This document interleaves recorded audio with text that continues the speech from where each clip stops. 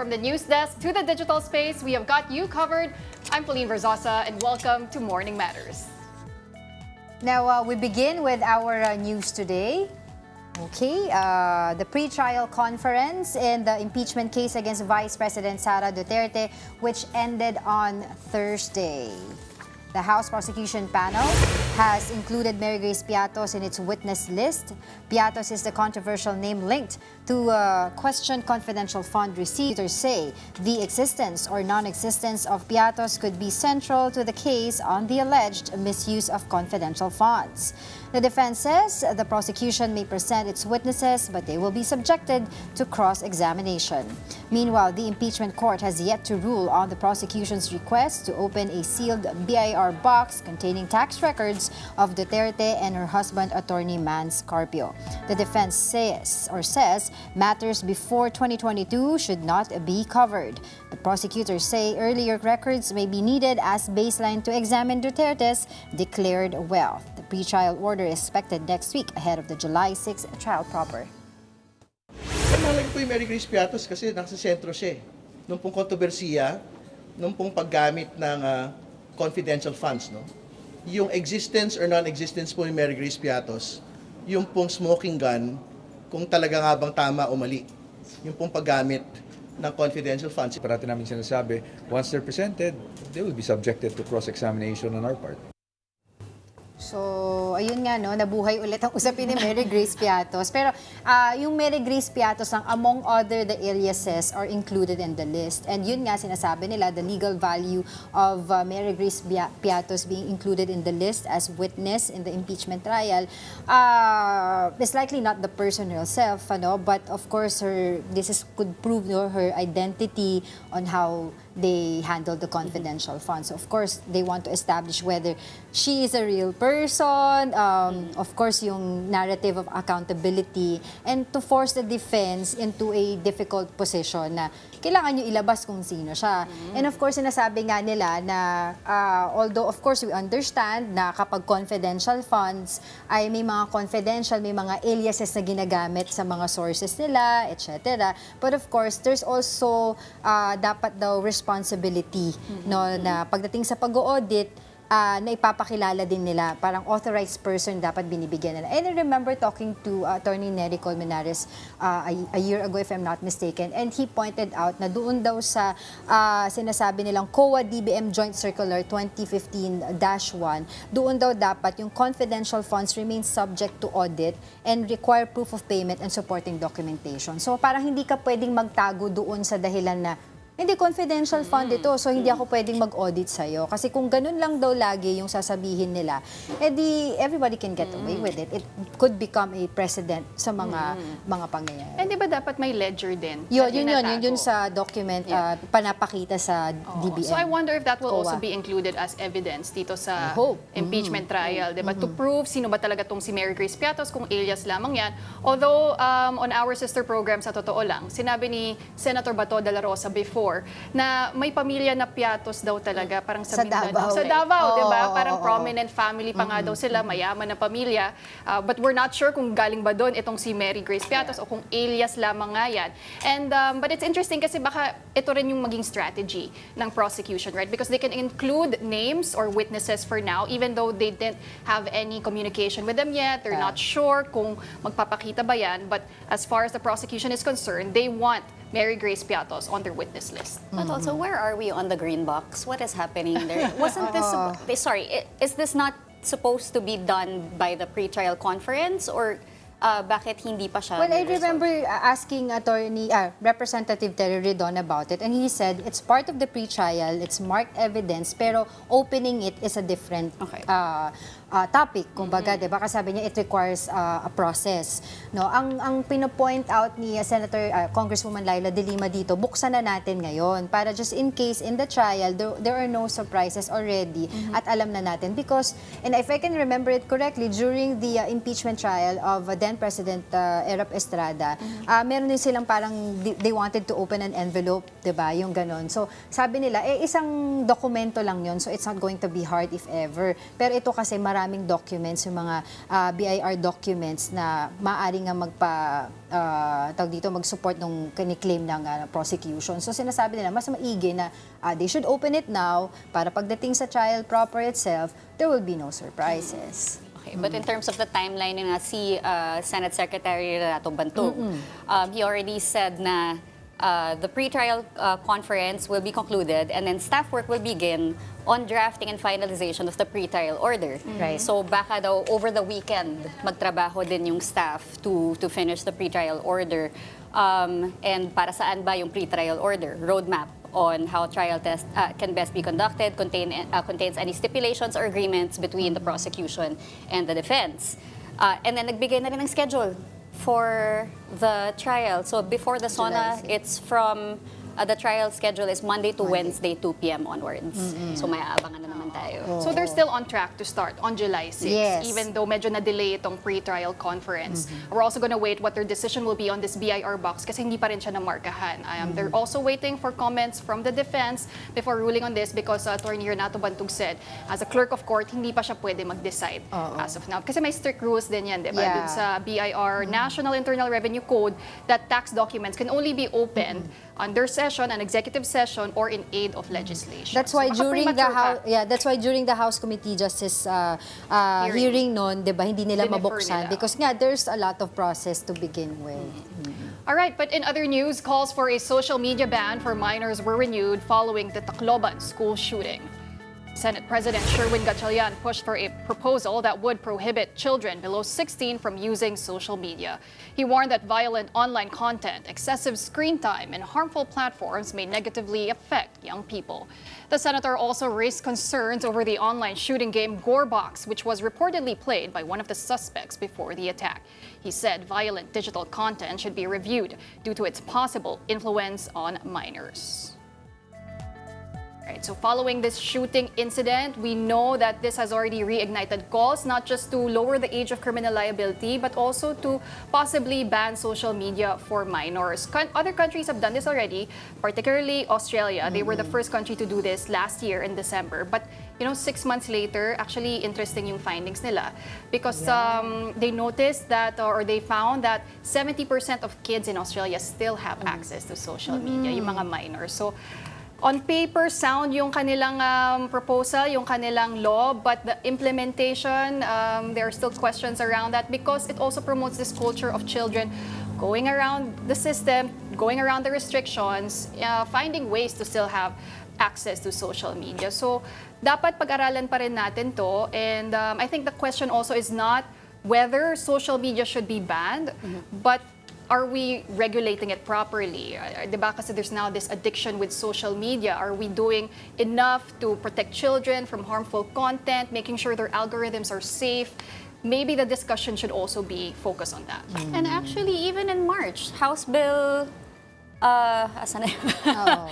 House Bill 8262, the Social Media Protection for Minors Act. This was just March of this year. Same thing, they're following the lead of Australia. I think France also has implemented similar bans. But again, it's so easy to circumvent these measures. It's so easy to lie. Like, how will you determine the actual age of someone? Because when we create accounts, they ask your age.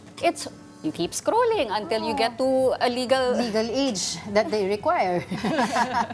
Exactly. Diba? So yeah, I agree with you on that because yun talaga yung pinaka-question ngayon ng tao. The biggest question now is talagang, is this a question of regulation or forcing the social media platforms to protect the minors as well? Diba? Parang it goes hand in hand na dapat the social media itself also nagbibigay ng protection to minors, hindi lang tayo yung government yung magdidikta sa kanila. And of course, taking off from what Pawi said kanina about Australia, since sila yung first country nag-implement nito, 1 out of 4 teens ang sinasabi nila, meron pa rin access sa social media, no? And of course, parang 80% doon sa kanila, parang okay, ban ito, pero others are still using it. In the US, a lot of efforts have been done to ban the social media there, pero ang nabablock yun because of the First Amendment, di ba? Yung freedom of speech, freedom of religion, etc. Ganyan-ganyan. So, malaking usapin ito and how are they going to regulate talaga social media because it's really hard. May mga studies din sila pinakita na sa social media naman, sinasabi yung effect daw minimal ng mga ibang mga problema sa mga bata. It's more of like yung mga mental deprivation, sleep deprivation, yung mga mental health, yung mga ganyan. So, kasama. So, ang laking usapin nito.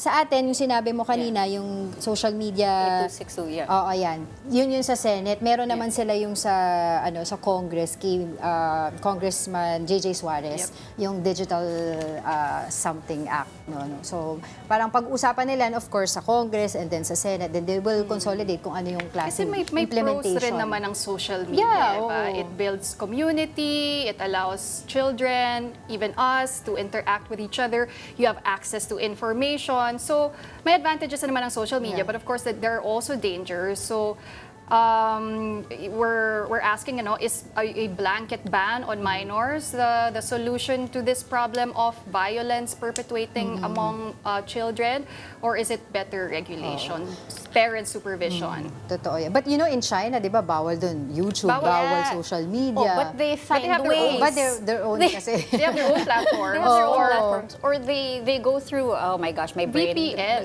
Yeah, Pwede VPN. Dito nga lang Proxy, uso rin yung ano. VPN to access other websites, di ba? So, what's stopping children from also doing that?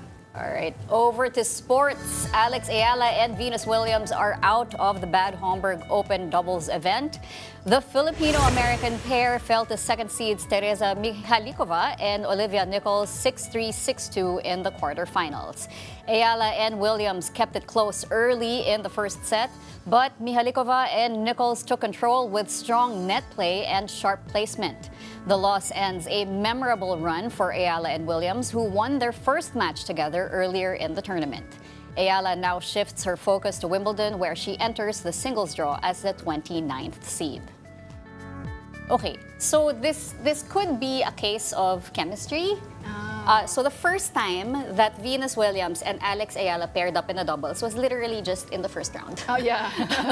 So that was the first time they shared the court as doubles partners. But Mihalikova and Nichols, they've been competing together since 2024, and they've won 2 doubles titles together. So So the odds were really weren't in their favor. But again, as Filipinos, as fans of Alex Ayala, we just love watching her. And may we request Serena Williams next? Oh, okay, di ba? Now that Serena's coming out of retirement, now that she's come out of retirement, Baka pwede, no? maybe we can see Alex Ayala with Serena. But Venus She's and one step Serena, closer already to Serena. Venus and Serena will be playing together naman in Wimbledon. Oh, that's gonna be But I exciting. was wondering, telling Alex Ayala a few years ago when she was younger na, oy, makaka-partner mo si Venus in the future, no? Parang, pat on the back. Good job, girl. Not bad. Not bad. She will be the first ever Filipina to be a seeded player in Yes. Wimbledon. So that's a huge deal for Alex. Actually, may nabasa din ako online. Sometimes we're forgetting when Alex is winning all these competitions, trophies, na she's also a generational talent. Baka kasi nadidesensitize na tayo na, Yes, panalo na naman parang- si Alex. But we're living in a rare moment where we're witnessing a generational talent in Alex Ayala. Para nga daw siyang si Manny Pacquiao when he was winning, di ba? He was totoo yun. putting the Philippines on the world stage in boxing. Yes. Kasi ang tennis, Ito, hindi tennis naman naman. natin Yes. sport Yeah. talaga eh. But here she is. She's putting our country in the map. So, laban lang, Yeah, Alex. and because of her, a lot of we're interested na rin Yeah, to play oo. tennis, di ba? Kayo ba nagte-tennis na? Si Denise Tan, alam ko, nagte-tennis. I'm terrible Ano at lang ako racket eh. sports. I'm so sorry. I will just watch Spectator and lang cheer. ako. Ganyan. Gaganon na lang tayo. Ganun. Di ba ganun yun? Yung handle, yung coordination. nanonood. All right. Don't go away. Morning Matters will be back after a short break.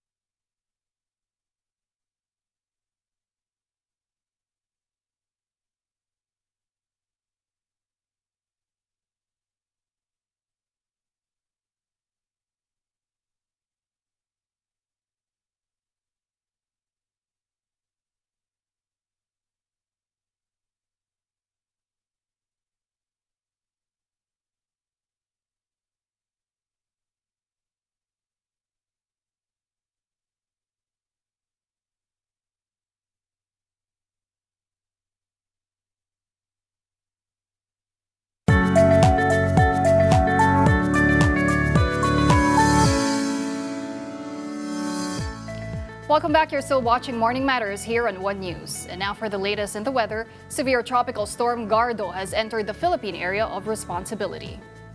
The weather disturbance, though, has no direct effect on any part of the country. Meanwhile, Tropical Storm Francisco has left PAR. Gardo will remain far from the landmass as it moves generally northward until it exits the country by tomorrow. For now, Habagat is bringing rains across the country, including Metro Manila. Meanwhile, after the deadly Tacloban school shooting, lawmakers are pushing for a probe and stronger interventions against school violence. Mobile journalist Amy Atienza tells us more in this report.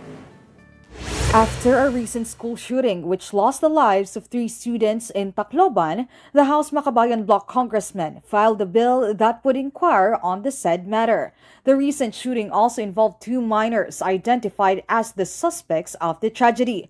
For ACT Teachers Party List Representative Antonio Tino, incidents of school violence in the country is slowly becoming an issue that must be addressed sooner. Hindi dapat na ipakulong at mas ang kailangan natin ay yung tamang pagpapatupad ng kasalukuyang batas, yung juvenile justice law. Hindi naman sinasabi ron na kapag below 15 years of age ay basta wala nang gagawin ang gobyerno at walang pananagutan dito.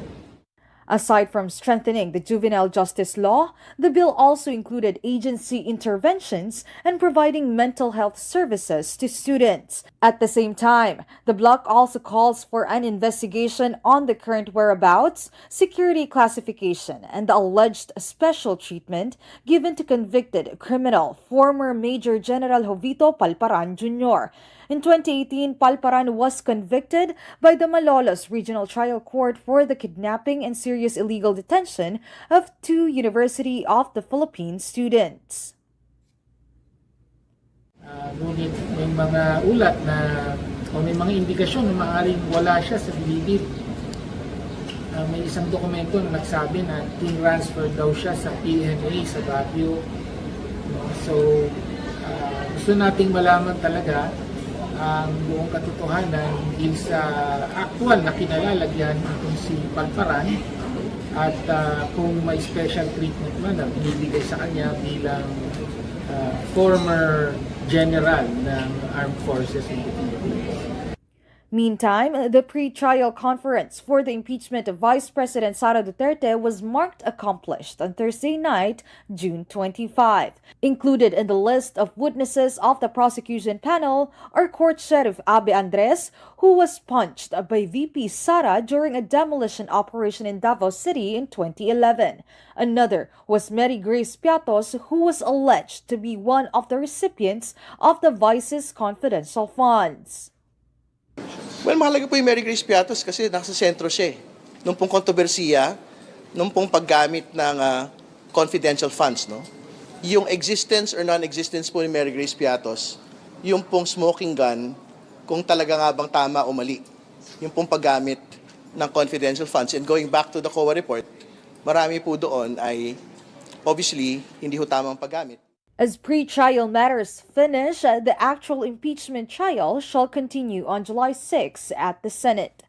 Kapatid Amy Atienza, we are One News. Former Senator Antonio Trillanes IV questioned the continued spread of alleged misinformation surrounding the International Criminal Court proceedings. In an interview with 1PH says, sa totoo lang, Trillanes described Duterte supporters as mesmerized and hypnotized, claiming that they continue to believe certain statements despite repeated criticism. Meanwhile, Trillanes said Senator Alan Peter Cayetano should not be underestimated amid the ongoing impeachment proceedings. He said Cayetano is allegedly creative in finding ways to disrupt the process and to gaslight the public. To be fair dun sa side nung anti-Duterte, yung mga lumalabas sabihin mo ng fake news, ito naman yung mga na-excite lang na mali yung interpretasyon, no? Pero yung sa side nila, sa kampo ng Duterte, talagang ito deliberate. Biruin nyo kung papakinggan nyo lang yung kanilang echo chamber, ilang beses na nakalabas si Duterte.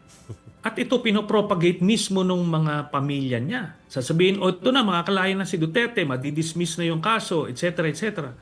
Ang dami na paulit-ulit ng ganon. Pero ito naman yung mga supporters nila, kahit na paulit-ulit silang pinaglololoko, ano pa rin, parang mesmerized pa rin sila dun sa, or hypnotized ang status nila, no? Kasi parang kulto na kahit na ilang beses paglulukuhin, okay pa rin sa kanila. Tuloy-tuloy lang, papaniwalaan pa rin nila. Si Cayetano, kailangan magbantay pa rin yung mga senador sa mayorya dahil ano yan, hindi nauubusan niya ng mga gimmick para gumawa ng gulo at eksena at pigilan primarily yung impeachment trial ni Sara Duterte. Kaya kailangan magbantay pa rin. Hindi naman titigil yan si Alan kahit di mo yan pansinin. So pag hindi mo siya pansinin, matatalo ka. Kaya ito kanina, finailan ko siya ng kaso ng cyber libel because of the rogue committee hearing. Kasi wala silang parliamentary immunity doon ni Marcoleta doon sa ginawa nila na yon. Tapos yung final ng Tindig Pilipinas doon sa obstruction of justice, yan yung mga consequences nung ginawa niya. Kasi alam niyo to si Cayetano, ilang beses niya ginawa yung mga ganyang gimmick pero walang consequence yan sa kanya. Kaya akala niya pwede lang niyang gawin at gawin. No? Kaya ito ngayon, para malagay naman siya sa lugar kahit paminsan sa buhay niya. Victims of the Tacloban school shooting continue to recover from their injuries while families call for justice following the deadly incident at San Jose National High School. Mobile journalist Jazz Paredes has this report. This grade 10 student is still in the hospital. She is among the 20 wounded after two of her schoolmates opened fire at the San Jose National High School in Tacloban on June 22. One of the bullets hit her right leg. The victim is supposed to be discharged from hospital 3 days after the gruesome crime, but the pain is still too unbearable. Kagabi, nagtutuo kay... Umiiyak siya? Umiiyak siya kay masakit daw yung paa niya. Tapos yung balikat niya masakit din. Kanina umaga din, nagsabi siya, Mama, masakit yung paa ko. It was the student's older sibling who had frantically called their mom while the shooting happened. Naghanap po din po ako kung nasan yung anak ko. Kaya sabi kasi ng anak ko may tama. Naghanap pa din po ako kahit hindi pa yung nahuhuli yung namaril. Pag nalaman ko lang po na nasa ambulansya na po siya, doon na po ako kumalma. And then, another mother, with other parents of the Tacloban school that suddenly became scene of the crime. They called for justice by way of proper charges against the two minor suspects. Alias Rod, 15 years old, and alias Nash, 14 years old, are now called children in conflict with the law or CICLs. Only Rod has been charged with multiple counts of murder, first-stated murder, and serious physical injury. Kasi tumaopay with hassle, pangaran po sila mga minor de edad. Kailangan po din po ng makatarungan kasi hindi naman po agad siling kukunit kabataan, agad trauma, tapos yung mga namatay na mga bata, yung mga kag-anak nila, masaklap din po kasi kinabuhi din po ng ibang bata yung nawala. Meanwhile, this grade 9 student is still in intensive care due to a gunshot wound on the stomach. The victim is now stable but severely traumatized. Sana, batas, makulong yung isa, pati siya dahil may kasalanan. Silang dalawa yung trabaho, isa lang yung makukulong. Hindi dapat. Yun lang sa ating pamahalaan. Justisya lang para sa mga biktima. Inside the school, a memorial has been set up for the 3 teenagers who got killed. Classes are still suspended at the San Jose High School, while teachers, students, and parents undergo psychological first aid. And there's new information coming out. The 2 young suspects had a target. One witness said alias Rod and alias Nash looked for the target and not finding the person, they went on shooting at random. With this, the palace said President Bongbong Marcos has ordered a more thorough investigation into the incident. Heartbroken, masasabi natin, ang naramdaman ng Pangulo dahil mga bata ang lumalabas na kaya na gumawa ng krimen, kayang magplanong gumawa ng krimen, at mga inosenteng mga kabataan din ang nabibiktima. Iniuutos din po ng Pangulo ang agarang pag-determine ano ang nagiging ugat nito. Maliban po sa nakita ng Pangulo na may kinalaman ng iba mga gaming apps na marahas, so dapat makita po talaga kung saan nagbumula ito, kung nagkakaroon ba ng panggagaya, nagiging parang normal ang ganitong klase ng kaharasan. The Senate, for its part, will also conduct an inquiry on the Tacloban High School shooting on July 1. Tingnan natin kung ano nakaka-impluwensya sa bata. At pangalawa, dapat ma-implementa ng mabuti itong batas, lalo na yung pagtatatag ng mga bahay pag-asa sa buong bansa. Isa sa mga nakikita ko ay dapat mahinto no? Yung mga nagbibigay ng masamang impluwensya sa ating mga kabataan. At isa sa mga i-final nating panukalang batas, yung pag-ban ng social media sa mga 16 years old and below. Kapatid Josh Paredes, we are One News. And in other news, Prime Water faces fresh allegations over its wastewater management in Bulacan, with local engineers warning of possible water contamination in homes. Mobile journalist Fatima Baduria has this report. Prime Water Infrastructure Corp is facing another fallout over its sewage and wastewater management. A recent inspection by the San Jose del Monte Bulacan LGU revealed the company allegedly used bypass pipes to inject clean water into their wastewater samples. Further scrutiny by the City Engineer's Office exposed the scheme where clean water was piped into Prime Water Septage Treatment Plant 2 to dilute pollutants. The City Engineer's Office's investigation also alleged that this manipulation began in 2024 after the facility repeatedly failed DENR water quality tests. What's worse, the water that was supposedly treated in the facility are let off into creeks and rivers, potentially harming local waterways and transmit diseases like cholera and hepatitis. Renz Casas of the City Engineer's Office also noted the possibility of this water entering pipes that lead to households. Since yung ating mga pipeline, nasa ano rin naman, nasa lupa rin yan eh. Minsan may mga crack yan, may mga nag-leak.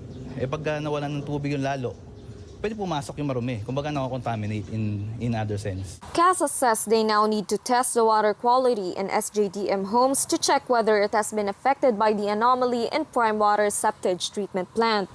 Kailangan muna natin siyempre na i-test yung ating yung water quality dun sa mga bahay para ma-check.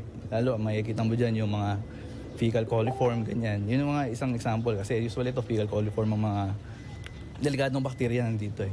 Possible, pero hindi ko ma-confirm unless meron tayong testing.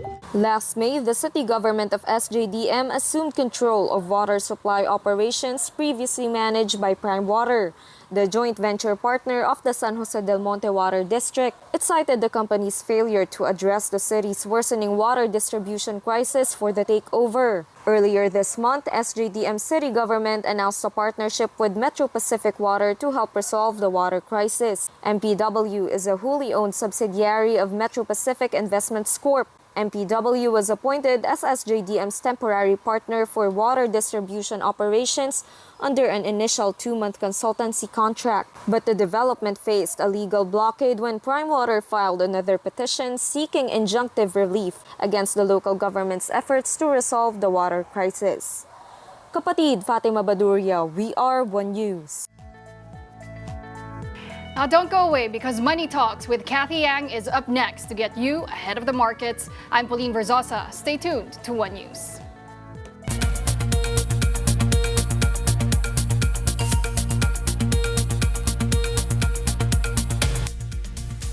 Welcome to Money Talks. I'm Kathy Yang, your intel on the Philippine markets and the economy.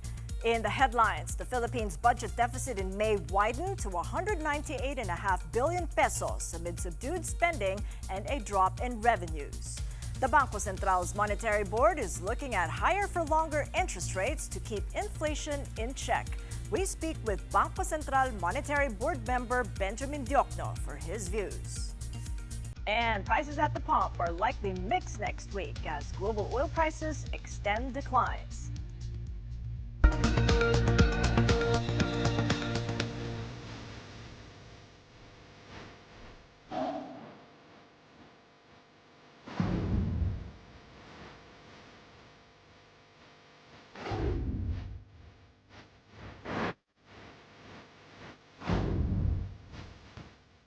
The national government's budget deficit widened in May as revenues declined despite stronger tax collections. Data from the Bureau of Treasury showed the budget deficit rose by nearly 37% to almost 199 billion pesos. The Treasury said revenues fell after several government-owned and controlled corporations remitted their dividends earlier than usual this year. Meanwhile, the country's gross savings grew by more than 9% last year to over 8 trillion pesos. This accounted for 26% of gross national income in 2025, unchanged from a year earlier. Analysts said the increase was driven by stronger income growth, which outpaced household and government spending. They also cited higher corporate earnings, stronger financial institutions, and improved household savings. The Anti-Money Laundering Council flags tax crimes as one of the country's biggest money laundering threats. In its latest risk assessment, the AMLAC estimated that the government loses about 500 billion pesos a year to tax evasion. It said illicit proceeds can come from underreported income, fake invoices, fraudulent tax deductions, and other tax schemes. The report stated these funds are often moved through false business records, related accounts, or investments to make them appear legitimate. The AMLAC also identified drug trafficking, fraud, cyber scams, and environmental crimes as other major sources of money laundering. It said stronger enforcement is still needed to disrupt illicit financial flows.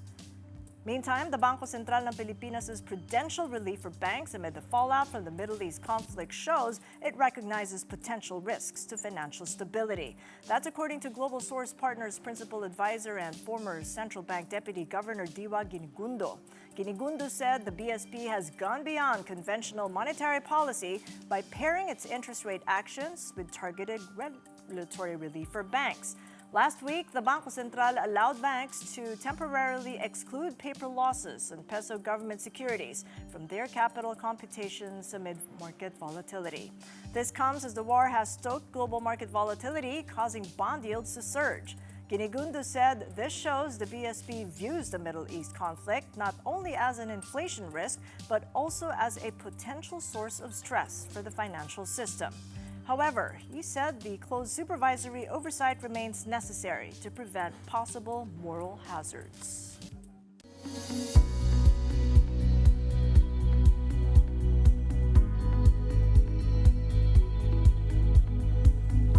His government journey spans 4 decades across budget, central banking, and finance under multiple presidents. Now, he's a full-time monetary board member of the Bangko Sentral, steering a higher interest rate regime in a time of elevated inflation and slowing growth. With us now for more is monetary board member Benjamin Diokno. It's good seeing you again, MBM Ben. Morning. Welcome Good to to the see program. Yes. Thanks for Indeed. having me. It's been some time. So what was it like in that June 18 policy meeting where the decision had been a 25 basis point hike?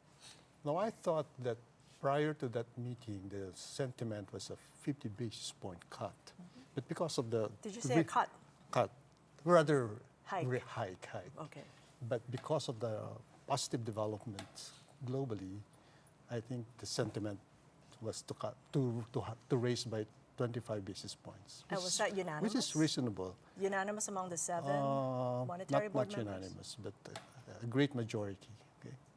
Were you part of the great majority? I can't say that. All right. But then the near split between maybe a 25 and 50, I mean, how close was it a call? That was not close at all. Okay, the 25 basis point increase was overwhelming. But we are looking at possible increases, but we want it measured and gradual. I thought personally that a 50 basis point cut is too harsh for the economy. A hike. A hike, would, right. because it would cause job losses. I mean, the what are economy you was most slowing concerned? down, right? Sure, 2.8% for the first quarter.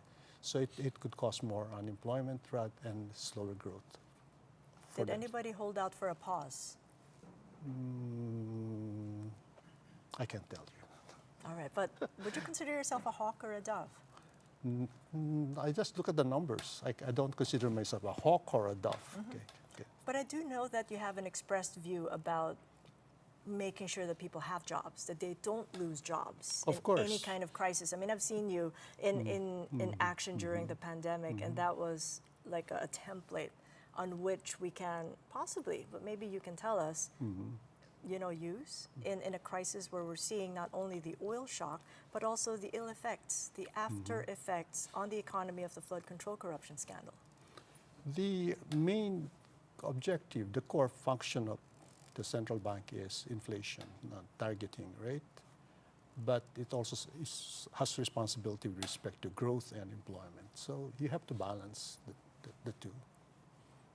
And do you think that balance is still a ways off? Because it's not easy, right? It is not, because when you listen to the governor in his latest media briefing, on the day that you decided to increase by 25 bips, it seems that it's going to be a higher for longer interest rate scenario with the kind of inflation projections, not only for this year and next, but also for 2028. Given the uncertainty, I think I'm not ruling out further increases.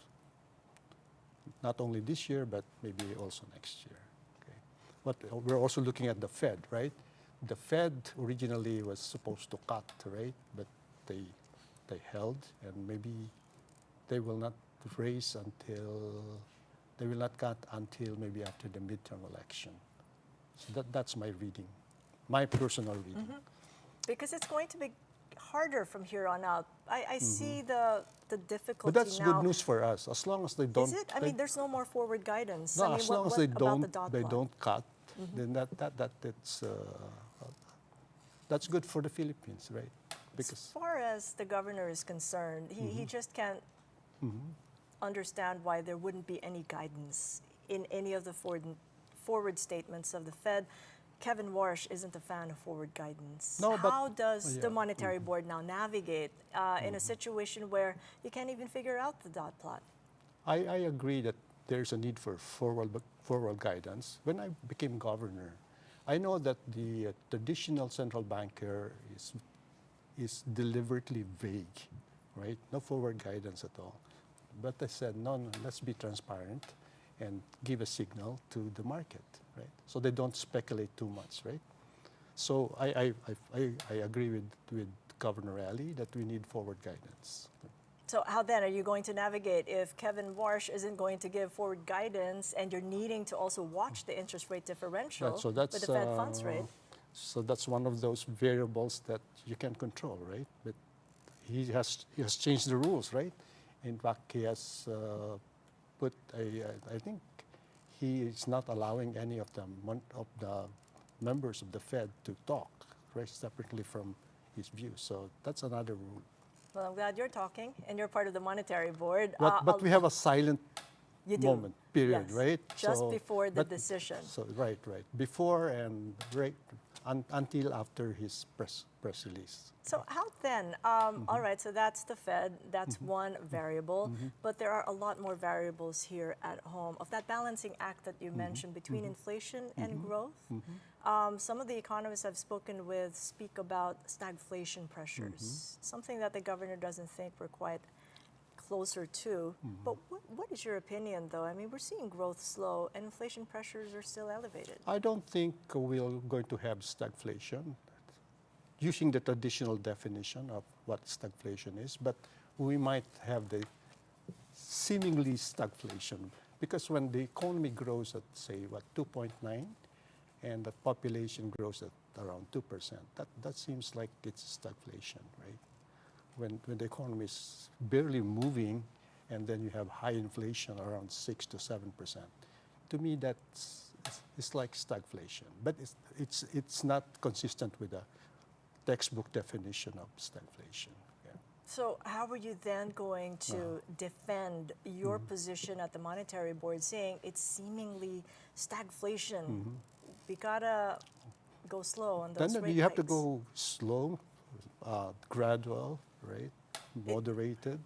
So that's the baby steps that the governor was speaking about. So Correct. it's at least 25 basis points. So that's why a 50 basis points, 50 bips during the last policy meeting is, to me, out of the question. It's too harsh. So down the line then, I mean, you've got four monetary We have policy 4 meetings policy meetings between throughout the now rest of the and year. December. Can we expect 25 bips for each of those 4 meetings? I cannot tell you. We have to look at the data and the response of other central banks in the world. What exactly in the data would you be monitoring? With GDP, price, employment, and of course, manufacturing indices, all sorts of data. How much of an interest is the employment figures for you? Not so unemployment, but underemployment, because we've seen that go up to a near 3-year high. The very first statistic that we got since after the Middle East conflict escalated. Are you concerned that job quality might diminish further? And in what way would you defend and also present your view to the Monetary Board that we have to be concerned about this? You know, I'm for a developing country like the Philippines with a large labor force. Unemployment is very important. The statistics. In fact, the usual data gathering is that we have quarterly unemployment data, and at some point I said we need a monthly unemployment data, and we did. So we now have monthly unemployment data. That's very important. So we look at the headline unemployment, and of course what you mentioned, underemployment, unemployment among the youth. We look at all this data when we present to the Monetary Board. Looking at the broader picture, I've had R.C. Balisacan, the DepDev Secretary, join us on this same program at the start of this week.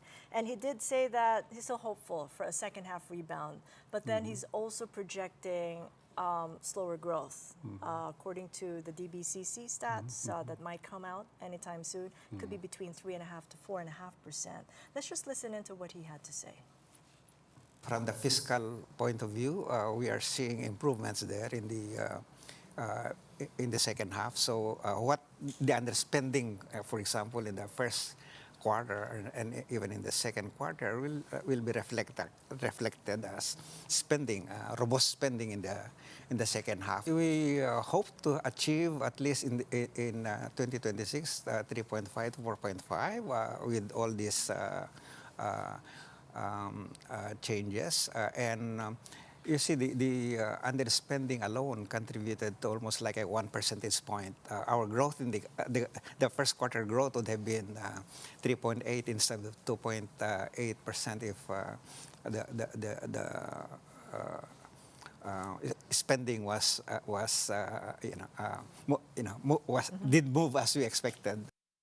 The big if, isn't it? There's just so much conditionalities there. What do you think needs to change in how we spend and execute to make sure that we don't end up missing government targets again?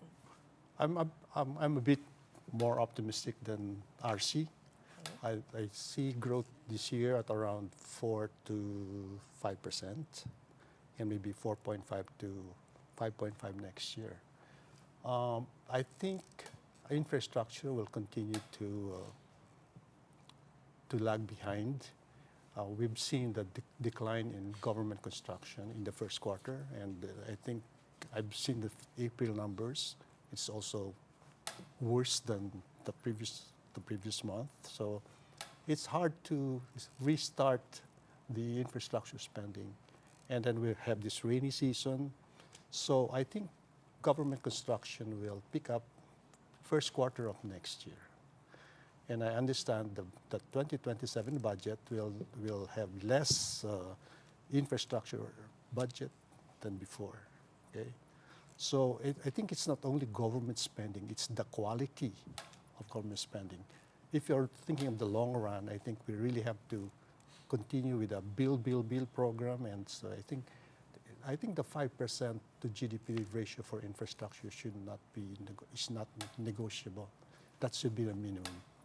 And I understand that they will have around 4% only for next year. To me, that's bad. Okay. All right, so considering that that is bad, where are you getting that optimism for even faster growth, 4.5%, I think for 5% next for this year, year? and it's the base effect, because given the slow 2026, then you can have it 2027. And also the more favorable global economy, I think, will explain the other 0.5% over what Archie said. Well, let's take a look at the peso. I hear that it's just open for trade. It is weaker as we speak. We closed off at 61.29 to the dollar. It's now at 61.30 to the dollar. Just a tiny bit of a movement there, but we've been watching it. Right? Yes, it did, but we came all the way from an historic low. And I'm wondering, how important is the peso exchange rate stability to the Bangko Central's inflation targeting mandate at this point? On the foreign exchange, I don't worry about the daily fluctuations. I think what is more important is that the exchange rate is globally competitive with our trading partners. And since our trading partners are also moving, that's fine. Okay, I think that's consistent with our policy of flexible exchange rate. And so I don't worry too much about the day-to-day fluctuations of the currency. And I've looked at the numbers. I think year to date, the peso has depreciated by between 4 to 5%. That's not bad considering what happened. Our competitors have depreciated more, especially Korea, for example, right? And other, I think even Indonesia is worse than us. And the other thing that I monitor is the variation. Okay, recently it's kind of noisy, but overall it is right there in the middle. So I'm not concerned. I've also had Joe Wilkins saying, right where you're seated, about 24 hours ago, he's the president and CEO of MIC. He did report on 2 fiscal years of dividends remitted to the National Treasury. Let's listen into what he had to say about his performance in the first 2 years. You know, energy is just extremely so important, particularly in today's environment. If you have about 70% or 73% of your economy being driven by household consumption or consumption, what we're aiming to do by energizing or laying the groundwork for SPUG areas to be energized is to in fact create purchasing power and investment capacity in those areas. And I think whilst the president may not say it that way, the reality is he's extremely conscious of it. What do you make of Maharlika's pivot to energy resilience, building energy resilience, instead of doing the commodity play? You know, I thought of the Maharlika investment fund way back when I was governor, because we have our GIR, gross international reserves, was huge. And so I said, instead of borrowing money from the World Bank or the ADB or the AIIB, why not use this money for... So that was my first.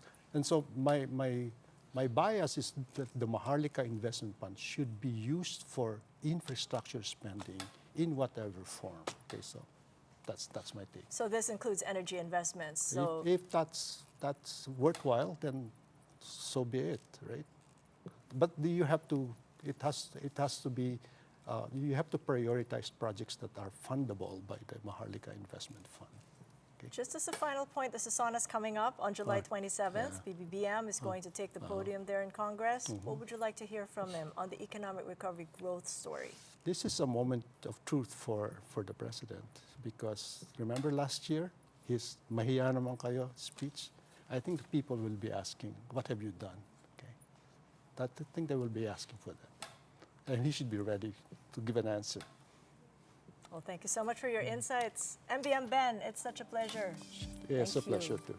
Okay. And that was MBM Ben Diokno of the Bangko Sentral ng Pilipinas. You're watching Money Talks. Coming up, mixed adjustments at the pump next week, despite the resumption of commercial traffic in the Strait of Hormuz. Keep it here on One News.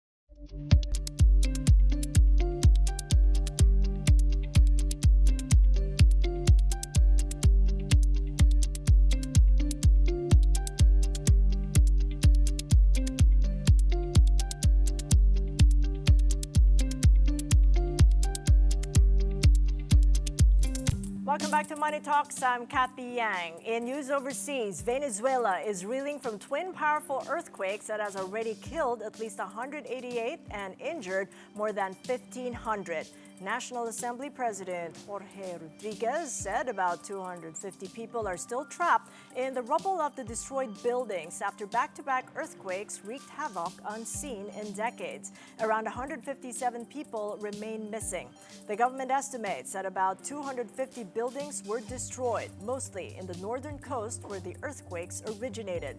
Venezuela was struck by a rare phenomenon called doublet, or two earthquakes that occurred close to each other by location and time. The first tremor hit Wednesday night near the city of San Felipe with a magnitude of 7.2. 39 seconds later, a 7.5 magnitude earthquake was recorded. Here at home, mixed adjustments at the pump next week, despite the resumption of commercial traffic in the Strait of Hormuz.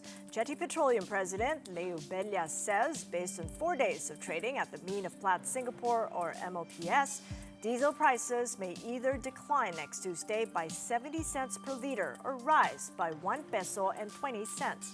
Gasoline may be cheaper by 50 cents per liter or more expensive by 1 peso and 50 cents. There's still one more trading day left, with final figures expected to be announced on Monday. Bellas notes that despite easing global oil prices, traffic flow in the Strait of Hormuz has yet to normalize, and uncertainties remain over the durability of the U.S.-Iran interim peace deal. A help center is raising the alarm over online gambling addiction as more Filipinos seek assistance for a problem now reaching their families, finances, and daily lives. Our mobile journalist Fatima Baduria has the report. More and more Filipinos may be falling to a gambling problem. A help center in the Philippines have recorded a surge in calls from people suffering from online gambling addiction. 90% of calls to Bridges of Hope points to a gambling problem. That's according to the Rehabilitation Center's chairman, John T., who said the surge of callers due to gambling problems have become alarming since the beginning of the year. Last year, gambling-related problems constituted 70% of calls they get on their hotline. Speaking from both observation and experience, T says the effect of gambling addiction on their lives can be extensive. The after effect is broken families, of course. Broken relationship, husband and wife separating. Children are getting affected. The means of surviving and paying bills are getting also hit by this. I would cope by drinking. I would cope by hanging out with friends. I would cope by smoking something. The Philippine Amusement and Gaming Corporation recorded 32 million Filipinos active on online gambling platforms last year. T notes that accessibility is a major driver, with online gambling now easily available right on people's phones. The reason it's in the gadgets. It's convenient. It's comfortable. And it's there. You don't even have to prepare, get dressed. You don't have to do anything. You just have to turn on your cell phone, be on your gadget, and fire away. With the influx of calls, T says they are able to handle it across their operating centers in different areas. Bridges of Hope has 15 branches, with another 5 expected to be built by the end of the year. However, T calls on the government for better funding. If you want serious responsible gaming, if you're able to earn trillions and billions, put and set aside funding for responsible gaming appropriately. And we have done our part in putting up centers all across the nation. All they have to do is tap into their partner, which is us, to actually promote serious and robust responsible gaming program. For those experiencing problems from gambling, help is available. One call for assistance may just be the step towards recovery. Kapatid Fatima Baduria, We Are One News. A quick check on the peso again, see how it's doing. It opens a tad weaker, 61.30 to the dollar. The peso gained 26.2 centavos yesterday to close at 61.29 against the greenback. And checking in on the markets overseas, U.S. stock futures mixed in overnight trading. The Dow is up 0.2%, S&P 500 trading near the flat line, and the Nasdaq falls 0.1%. Asian markets are mostly in the red, with the South Korean Kospi down 3.2% and Japan's Nikkei 225 2.8%. Australia's ASX 200 is up 0.1%. Blockbuster earnings from semiconductor firm Micron failed to restore momentum in Wall Street. The Nasdaq lost 0.4% in yesterday's trading, and the S&P ended near the flat line. The Dow gained 0.1%. And Philippine markets sharply rebounded yesterday after Wednesday's sell-off. The PSEI returned above the 6,000 level to close higher by 1.3%.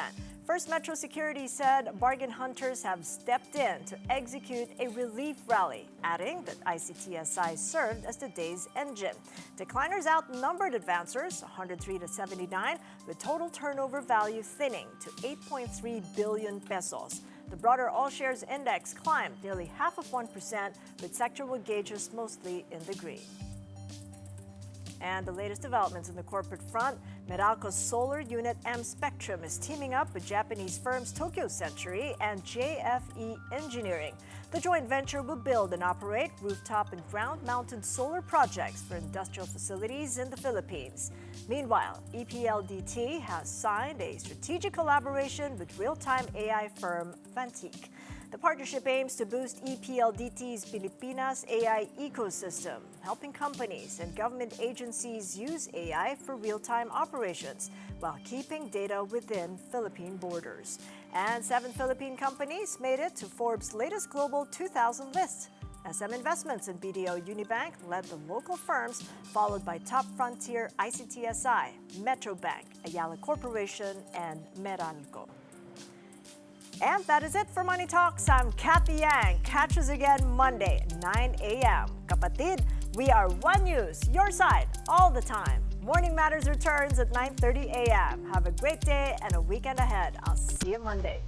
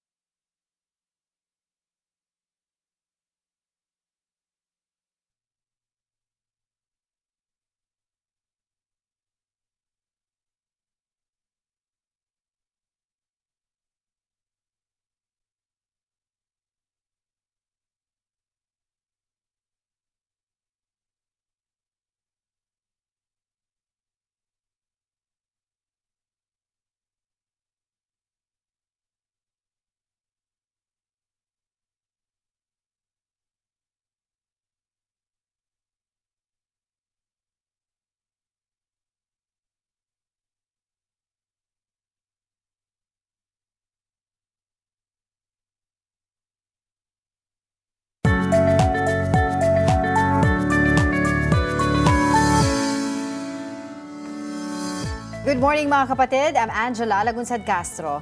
As we know, the pre-trial conference in the impeachment case against Vice President Sara Duterte ended Thursday. The House prosecution panel has included Mary Grace Piatos in its witness list, the controversial name linked to questioned confidential fund receipts of the OVP. Prosecutors say her existence or non-existence could be central to the case on the alleged misuse of confidential funds. The impeachment court has also yet to rule on the request to open a sealed BIR box containing tax records of Duterte and her husband, Attorney Man Scarpio. The pretrial order is expected next week ahead of the July 6 trial proper. Joining us now is Attorney Benjamin Tolosa Jr., legal spokesperson of the House prosecution panel in the impeachment case against Vice President Sara Duterte. Attorney, good morning and thank you for joining us. Good morning, Angela, and good morning as well to all of your viewers.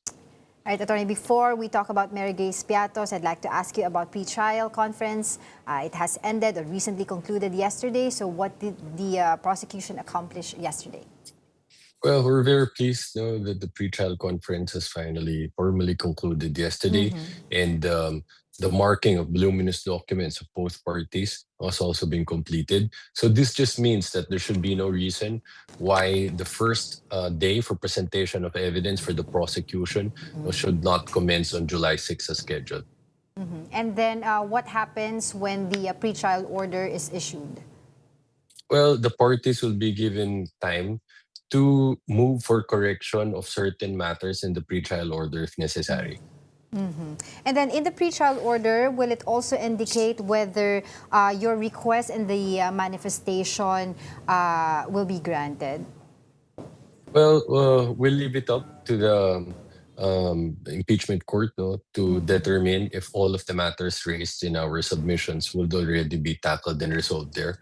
But ideally, it will be good if they will be included in the pretrial order, because the pretrial order serves as a guide for the parties, the court itself, as to how the actual trial will be conducted. So since these matters are very important with respect to the trial itself, then it would be good if they would be included in the pre-trial order. All right. So on to Mary Grace Piatos. So can you explain why only Mary Grace Piatos is included in the witness list, Attorney? No, she's not the only. Definitely, she's not the only person who's included among in the the aliases? witness list. Yeah, maybe she was just the only person who was named in one of the media interviews given, but we have a lot more witnesses than her.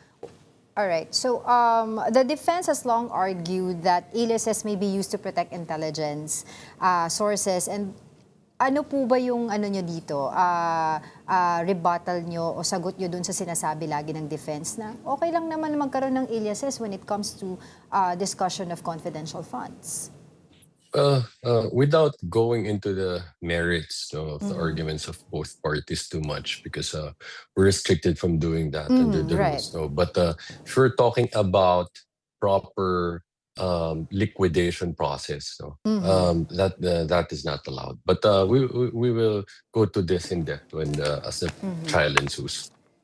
All right. So I was reading the COA guidelines, and it says that instead of receipts, COA requires agencies to submit certifications from the accountable officer, reports on how the funds were used, and the supporting documents allowed under confidential procedures. Now, I was wondering, were any of these present in the defense's evidence?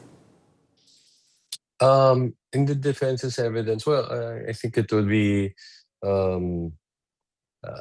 This is just to clarify. This is the answer that I've given when I'm asked about this. I think it's best if we wait for the pre-trial order, because that will contain the final list of documents for both parties. And then when that final official list has been issued, then maybe we could talk about that in depth.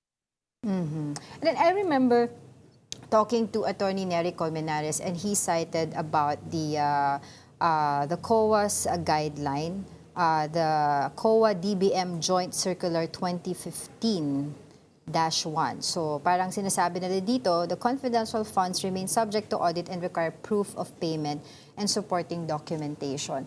Can you elaborate for the public para po mas maintindihan nila ang ibig sabihin nito? Because, on hindsight, ang alam po naman public, confidential funds yan eh. Bakit niya pinipilit, ini-insist nyo na nag-i-exist si Mary, hindi nag-i-exist si Mary Grace Piatos? Tama ho yun. When with respect to confidential funds, just like any government expenses, required ho dyan ang liquidation. Walang exemption ho dyan sa liquidation. Kailangan pa rin hong isumite sa Commission on Audit lahat ho ng ebidensya para mapatunayan na itong funds na ito ay ginamit sa tama at sa authorized na purposes, at natanggap ho talaga ito ng mga tao na again authorized to receive them, expenses that are allowed under the rules. Okay, if let's say for example the names were truly aliases, as the defense would claim, where should the real identities have been recorded? Dapat, Attorney? Well, at the time of liquidation, our position is at the time of liquidation that should have been made clear. Dahil dyan ho malalaman kung ma-justify, no? Kung totoo ho talaga yung mga expenses na declared sa COA when reporting how the funds were used. And also, I'd also like to ask you about the sealed BIR box. No? Hindi po siya nabuksan during the pre-trial. But can you tell us also the significance of or the advantage of ma-open yun during the pre-trial instead of the trial proper? Okay, well, it will just, first of all, it will speed things up. No? The box is already there, no? And we were asking that let's open it, let's inventory its contents, and let's mark it. No? Dahil yan naman ho ang purpose ng pre-trial.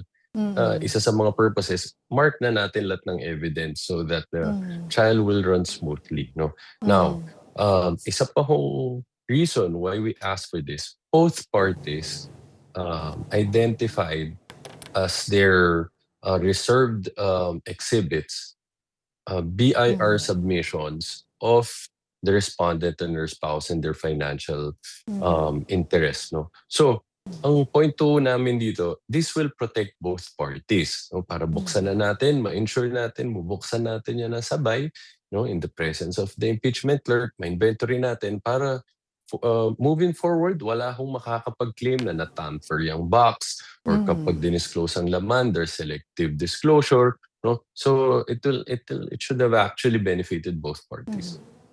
And I remember talking to Congressman Terry Ridon. He said na pinag-iisipan nga daw ng prosecution no a few days ago na isama ito, mabuksan itong BIR box na ito.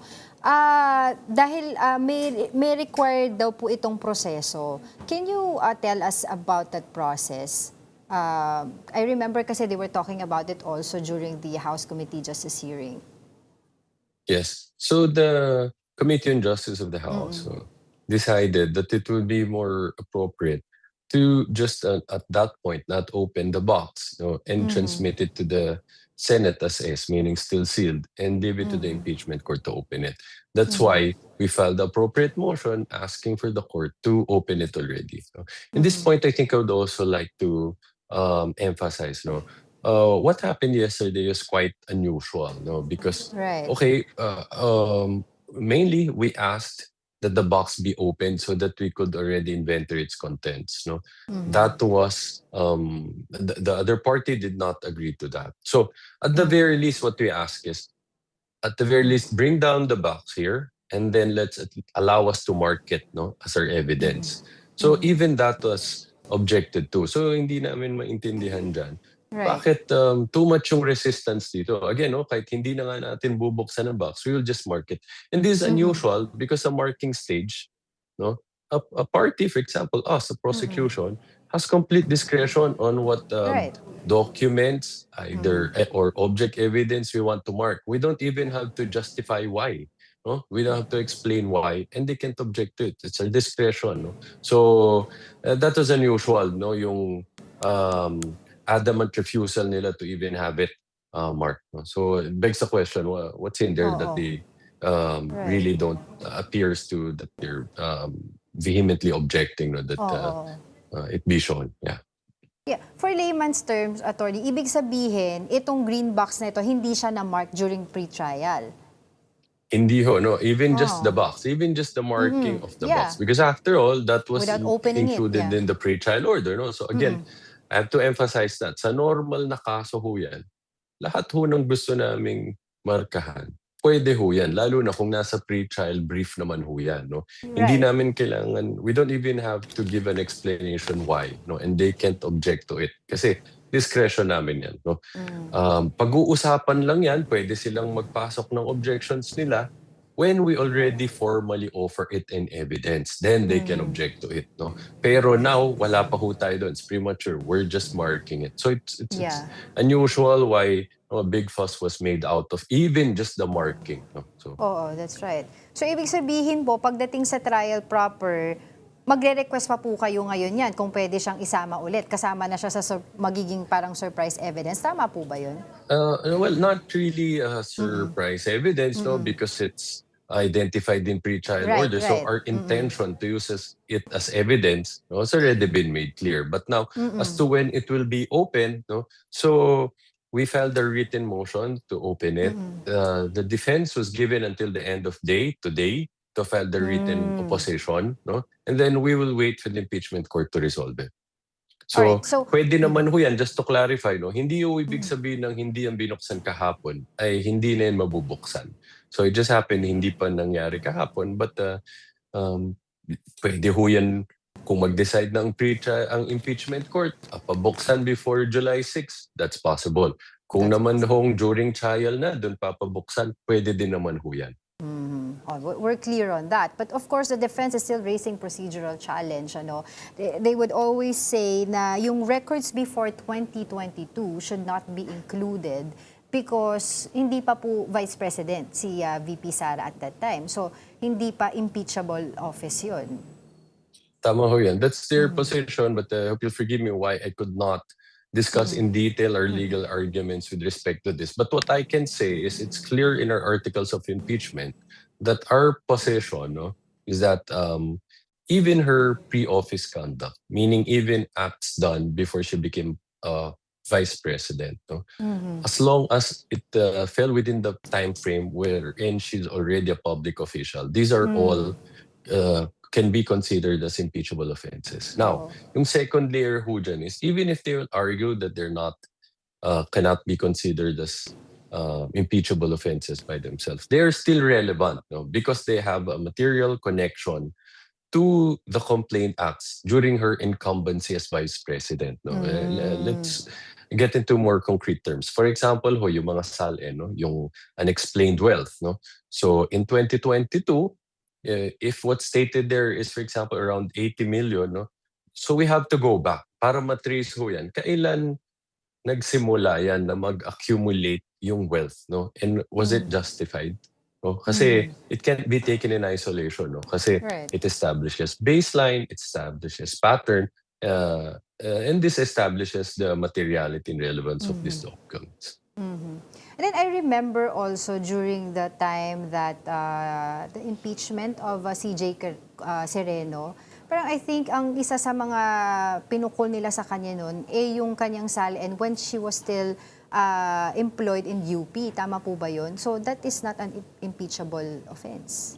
That is correct, no? Even dun sa corona ho, na impeachment proceedings, documents also, no, that happened before, no, he assumed the role of Chief Justice were also admitted as evidence and nasama ho yan in reaching the verdict of guilt. Okay, all right. So on the talks of who will preside the impeachment court, until now, hindi pa po natin alam. But of course, traditionally, sinasabi po nila dapat yung Senate President. Pero there are talks na baka yung ilan sa mga senador ang maaring mag-preside doon. But on your part, as a prosecution, does it matter kung sino ang mag-present doon sa, sa impeachment trial? Hindi ho no, sa amin, hindi ho personalidad ang importante. Ang importante ho sa amin yung tungkulin at ang proseso. So kahit sino ho ang umupo bilang presiding judge, pareho ho ang trabaho namin. No? We will make sure that we will be able to establish a compelling case, no, backed by solid evidence, para regardless ho kung sino nakaupo dyan, same ho yung focus natin, no, which is to prove all of the articles of impeachment. And what about the issue on threshold voting? Kailangan po ba i-decide na ito bago mag-convene ang impeachment court o hayaan na lang na mag-trial muna and then on the way tsaka na lang mag-decide kung ano ba talaga yung 2/3 of votes? Yes, I agree. No? At this time, I think the people have been clamoring, no, that let's start the trial. No, gusto nila maglapagan na ng ebidensya. Let's see the evidence that could be presented by both parties. No, and then this issue could be resolved before they reach the verdict. No? Okay, in terms of preparation of the prosecution and among all the articles of impeachment, gaano kabigat, no, or which article of impeachment do you think would really weigh at will convict VP Sara? Sa paniniwala ho namin, pare-parehong mabigat ho lahat yan. No? For Mm. example, the grave threats, the respondent never denied making those utterances. No? Wherein she made threats against the life of the president. No? And not just that, no? Not just making threats against his life, admitting that she contracted an assassin. No? So, in terms of having factual disputes, tingin namin wala ho masyadong factual dispute dyan dahil napakalinaw naman ho nung utterances na binigay niya. At ganun din ho, para sa amin din ho, no? Malakas din ho ang ebidensya namin dito sa unexplained wealth. No? Because these are backed by, in our view, solid and assailable evidence. No? Bank records don't lie. No? AMLAC records don't lie. So para sa amin, malakas ho lahat yan. Even the other articles of impeachment, which is yung bribery and confidential funds. Okay, and can you also tell us parang paano po nag-come up ang prosecution doon po sa sequence of presentation of articles of impeachment? I believe ang mauuna po ay ang Article 4, which is the assassination threats. Article 1 is the next misuse of confidential funds. Article 3 is the bribery and corruption. Article 2, unexplained wealth. Well, inuna ho namin yung grave threats dyan dahil that would be easier to establish, no? Yung at least again with respect to dun sa mga factual issues at madali din hong masundan ng mga kababayan natin yan, no? Kaya wala hong masyadong contention dyan dun sa factual points. So we deemed it best to present it first, no? And dun sa others, because they'll also involve more documentary evidence, no? Some of them we will have to secure by issuing requesting the impeachment court to issue subpoena first, no? So para hindi ho magkaroon ng delay, no? Dito na muna ho tayo sa mas mabilis, mas simple. Attorney, But going anyway, back, sorry. go ahead, If I could just clarify, no? Yes. But anytime naman, that is not cast in stone, no? Anytime during the proceedings, no? The order may still be changed, no? As the impeachment court may deem fit and proper. Alright. Okay, going back doon po sa issue ng threshold voting, ano po ba ang pinaka-posisyon ng prosecution when it comes to this? Ano po ang ibig sabihin sa inyo ng 2/3 of votes, knowing that hindi po kasi kompleto ngayon ang Senado, no? Meron pong isang nakakulong, may isang nagtatago, and there are also reports that there will be more arrest warrants, no, in the coming days. Your thoughts on that? Okay. Well, first of all, no, we don't engage in vote counting. Again, our singular focus here is to make sure that we'll be able to properly present solid evidence so that regardless of how the 2/3 threshold would be interpreted, we'll be able to secure it. No? Now, having said that, no, once that issue is deemed to be right for discussion, no, by the impeachment court, we are ready to offer our position on that matter, no. But I hope you'll understand at this time I can't discuss that because again because of the restrictions on the rules. Right. I understand. But what message would you like to send the Filipinos, or the public who are closely watching this trial?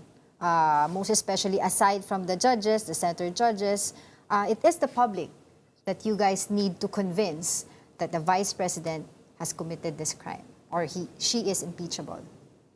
Yes. Well, first of all, no, I'd like to emphasize the point that we're very glad that the proceedings has finally officially started. In fact, pre-trial conference has concluded, and first day of presentation of witness is scheduled on July 6th, and we don't see any reason why it will not continue. So, dun sa ano ho abangan natin, let's all make sure that there will be no delay. No? Let's make sure that let's see this through its logical conclusion. No? Siguraduhin natin lahat tuloy-tuloy ho dapat yan. Hindi ho na maantala ang pagprepresenta ng ebidensya. No? And in the end, no, as you've mentioned, that is very correct. No? The public are very much involved here, no? Because it's a matter of public importance. So, ang hinihingi lang ho namin dito sa ating ho lahat, suriin ho nating mabuti ang ebidensya na may presenta ng magkabilang panig para kapag ho gumawa tayo ng kahit ho ang public, no, ang decision on this matter, nakabase ho sa ebidensya. All right, thank you so much for your time, Attorney Benjamin Tolosa Jr., legal spokesperson of the House Prosecution Panel. Thank you and good morning. Thank you as well for that. Thank you. Now, more matters to discuss after this quick break. Keep it here on One News.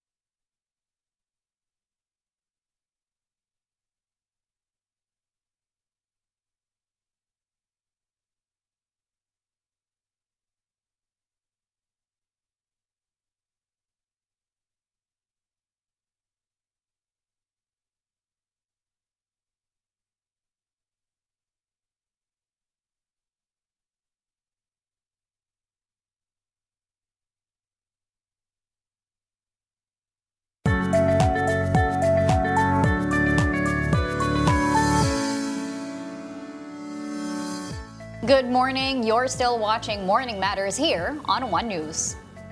Political commentator Jesus Falces said pre-trial briefs should be made public ahead of the impeachment trial to ensure transparency in the proceedings. In an interview with One News's Political Beat, Falces said House prosecutors appear more prepared for the upcoming trial. He also described Senator Alan Peter Cayetano as a master gaslighter over his remarks denying the existence of extrajudicial killings.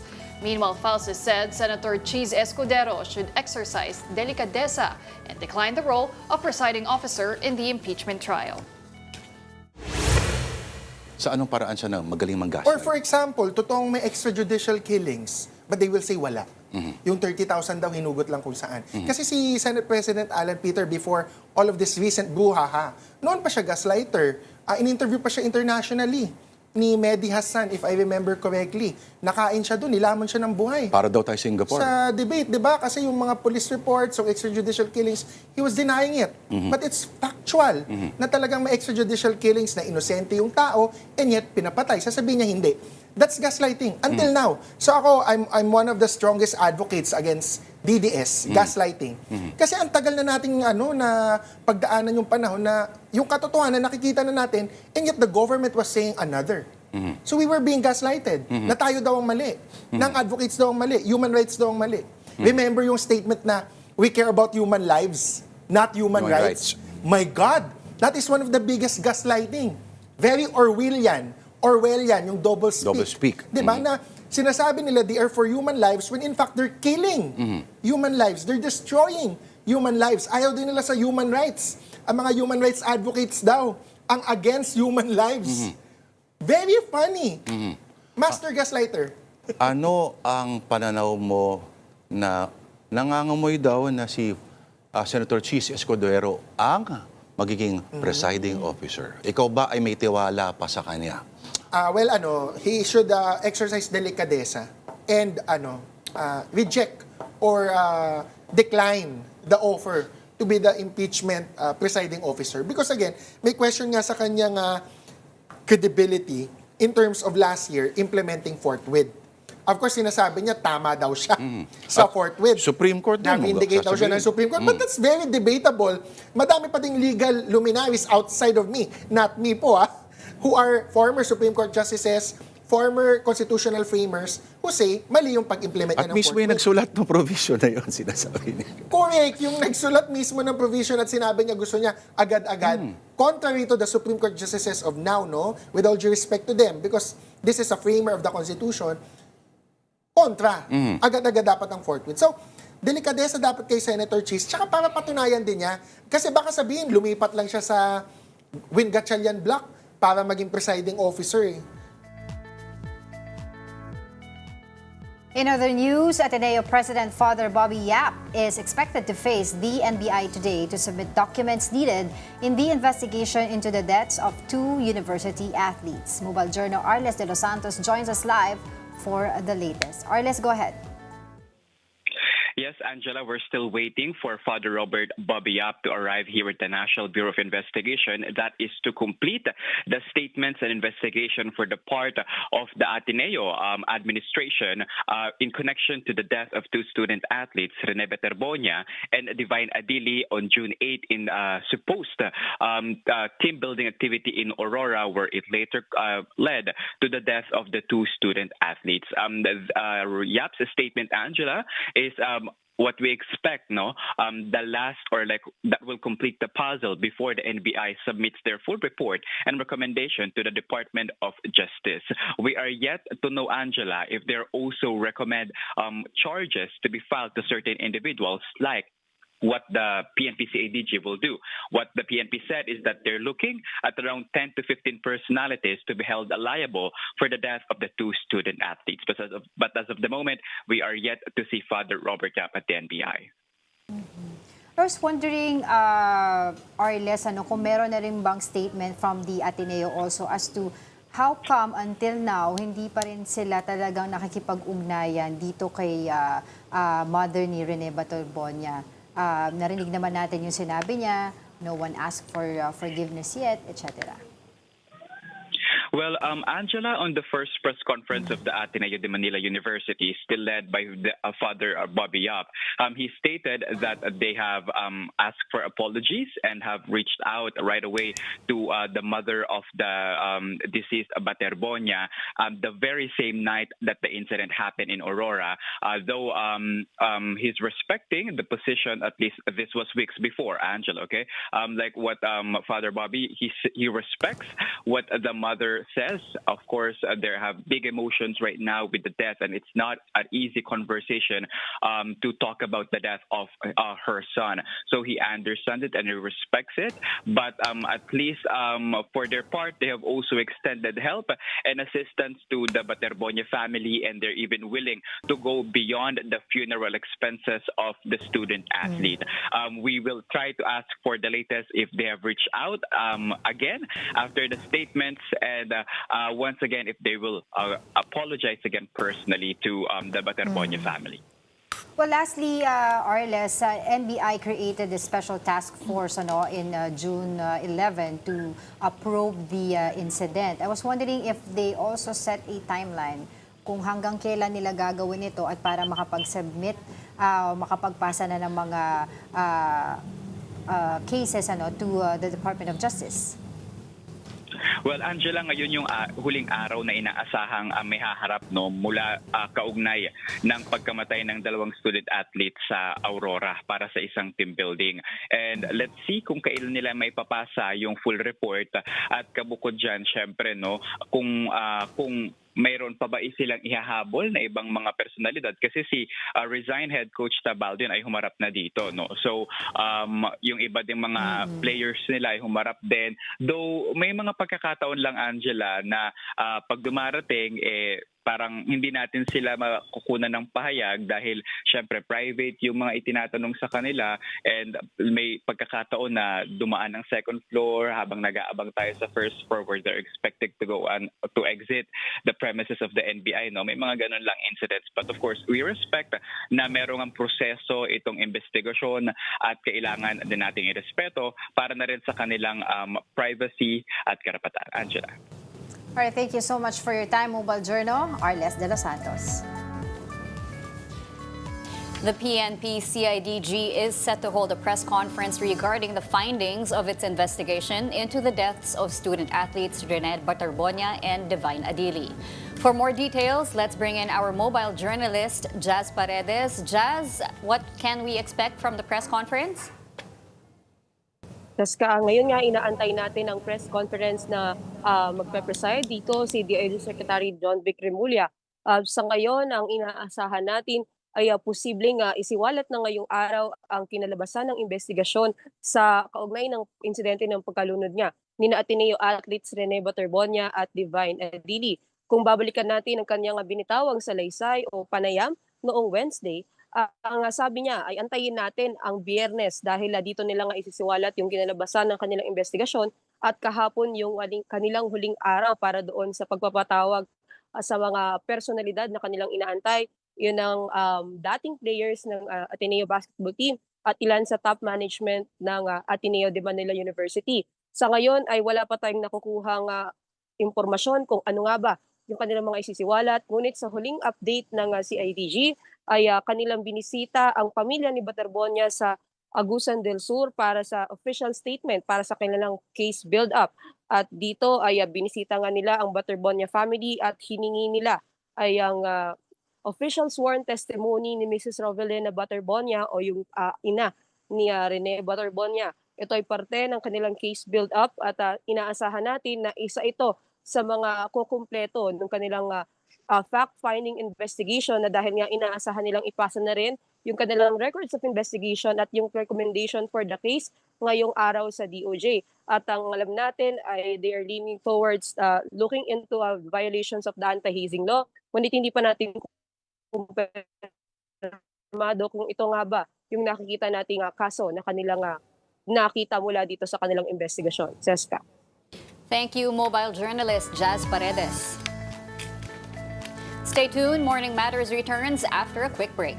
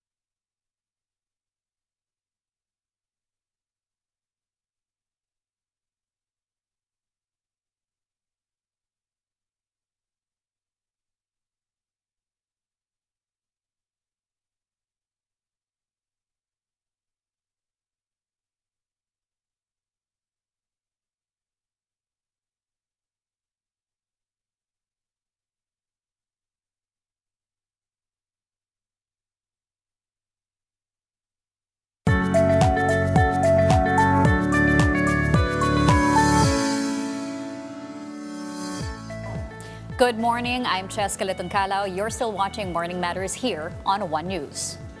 Gorebox, an online game linked by authorities to the Tacloban school shooting, has faced calls for a ban following the deadly incident.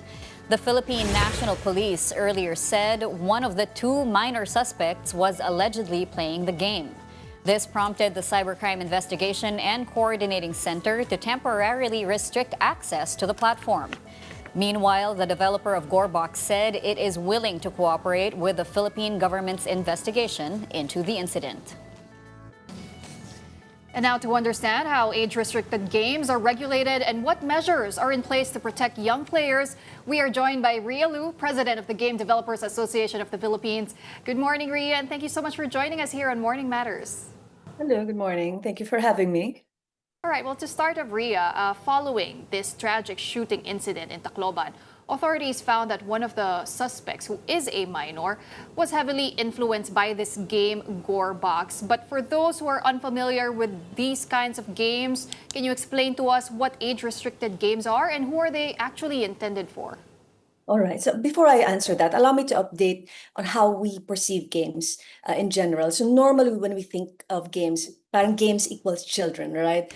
But that hasn't been the case for a while now. In fact, most like the average gaming age is now 35, in their mid-30s. So an average gamer is actually in their mid-30s. So in essence, the population that grew up with the NES or the PlayStation 1 basically just grew up and continued playing.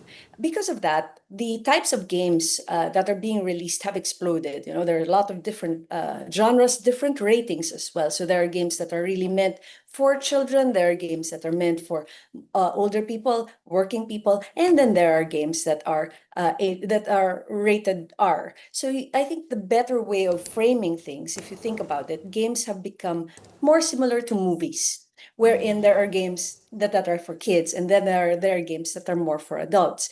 And so rather than thinking of it as are there games that are age restricted, and then there are games that are not, we can think of it more like a movie wherein all of these games have certain ratings, age ratings. So parang they're G, PG, R18 types of games. So that's how games are nowadays. Ria, I'm glad you mentioned the generation that grew up playing. We've seen many other games that have gore, violence, first-person shooters, Grand Theft Auto, Mortal Kombat, the fatalities, the, Resident Evil, even The Last of Us, which came out a few years ago. You know, there's a lot of gore, there's a lot of... but what is it about Gore Box that stands out? All right. So Gore Box actually is a restricted game. It's classified as a restricted 18 plus game that's available for download on Steam. So actually, if you think about it, Gore Box isn't really meant for children. It's rated nga 18 plus. So the people that should be downloading that are the 18 plus people and not the 14-year-olds, because Gore Box really is just like how the title is. It's all about gore. The whole point of the game is violence and this body gore thing, and the physics of it is really meant to show that. So yeah, it's really that type of game. The point of the game is the gore. But as you mentioned, Ria, there are games that are meant only for mature audiences, for adults, and yet there are children who are able to download them and still play them. What are the current gaps in the system that allow them to still access these games? Yes, I know. Actually, first, let me just say that our hearts go out to the victims of this tragedy. It's really, really very saddening for us as well in the game industries. Like I said, a lot of the gamers are now in their mid-30s, so a lot of us are also parents. But yeah, what's happening right now, and this is what we've seen in the game industry, and actually this is also a call for us within the industry to really do better in terms of promoting what we already have as guardrails. So the games, the mature games actually do have guardrails. Platforms like Steam, like the app stores and similar, we actually have guardrails in place. For example, Steam, where you can download Gorebox, there is a family control function for that. But that only works if it's the parents who actually set it up in the first place. So on our end, we also acknowledge na, okay, we made these, as an industry, we created these guardrails, but somehow it hasn't been communicated to the parents that these exist. And so because most people don't know it, or let's say the ordinary 14-year-old doesn't know it, and the parents probably don't know it, they would just go ahead and download the normal ones meant for, not for children, but for more grown-up players. And so that's kind of, I think, where we can improve on. But there are guardrails in place. Like, for example, if a game is 18 plus, usually when you try to download or purchase something that's 18 plus, then if it's, for example, on the phone, it'll ask for the password again. Or let's say in the case of, let's say, Roblox, there would be age verification that comes up. So things like those are in place.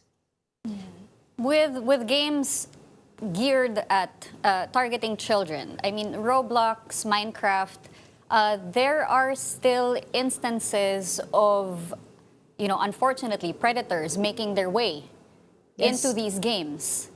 What are the signs, or what are the things that parents need to do? Because kids really do enjoy these games. But what are the things that parents need to do to make sure that these people do not reach the children? I know. So there are settings wherein parents can opt that you can't, or children cannot accept friend requests from other people. But for this also, so yeah, on the one hand, that is there is that. Like what some parents do is they would only allow conversations between people, between friends that they already have. Let's say friends of the children that they already have. So in other words, children cannot add new people in those cases. Of course, that isn't always being followed, because of course, children would also have like new friends, and they would ask their parents to disable this and that, and then and invite them. I think one of the things that parents can really do with children is really educate them, because at the end of the day, it's the safety of a child is not dependent on one particular entity. We all have to work together to help keep these digital spaces safe for our children. And we're talking about the developers, the platform creators, the parents, and also the children themselves. Because like on our end, on the development side, we have to make sure on our end that these ratings are rated, these games are rated correctly, and that we would add these child control mechanisms if we're platforms. But like I said, unless the parents are also on board, this doesn't get used. So we need the parents' cooperation to also use these things as well. But I think one of the things that we can also do is really talk to our children and teach them that don't add people that you don't know. If they start talking this way, disengage, and things like that. So I think it's really a concerted effort that we need to be able to keep these digital spaces safe for our children. Maria, in cases where minors are able to access these mature rated games, I mean, where does the responsibility fall? You already touched on parents, but what about the developers, the platforms, and even the players as well? That's true. That's true. If you ask me, I think the responsibility falls on five entities at the very least. And like I said, the keeping children safe in digital spaces really cannot be like just placed. The responsibility cannot be placed on just one entity. This really is a concerted effort because, for example, for us as developers, people who make the games, like I said, we make games for different types of people. Like in the case of Gorebox, I'm sure that they didn't create this for the children. They made this for older people. But yeah, so the Gorebox needed to make sure that the ratings are there, which they did. I looked at the storefront of Gorebox. They actually did. So I don't think they're at fault in that sense. The second entity that we have to look at is the platform, which is Steam. Does Steam have systems in place to prevent children from actually downloading this? Actually, there are systems in place on Steam. This is the family controls that I mentioned. Except the thing is, it is recommended that that it's the parents that actually installed Steam in the first place, because that way the parents can allow or disallow certain games from being downloaded. Now, the problem happens when it's not the parents who downloaded it. And let's say this 14-year-old went online by himself and downloaded Steam on his own and created the account on his own, which means all of the guardrails or all of the safeties are in his hands. So that's kind of where the parents come in. If they know that okay, this child of mine prone to like games or wants games, then maybe the parent can already download Steam before the child downloads it, and so that the parent can already set that whatever the child is accessing is a child version, which means there are certain games that they cannot download. So that's where the parents come in. And also on the child's case, actually, I really think that we're not having enough of the conversation as well between parents and children about keeping themselves safe when it comes to games like these. So yeah. Ria, even outside of the games, there are many other platforms in which that can influence the children. Discord is mainly used mainly as a communication tool for gamers. Twitch, we've seen many young streamers. What are the safeguards? What are the ways that parents can also watch out for their kids? Because Discord, depending on how they set it up, anyone can enter the channel. On Twitch, depending on how they set it up, anyone can comment and reach out to the streamers. That is true. That is very true.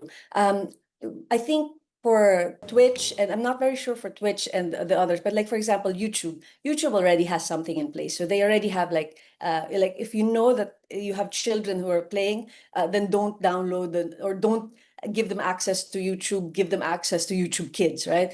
But in the case of Twitch and all those other, and in Discord, it's not, because again, Twitch and Discord are primarily not for children. These are apps that are for adults. That's why the child locks, so to speak, are not default.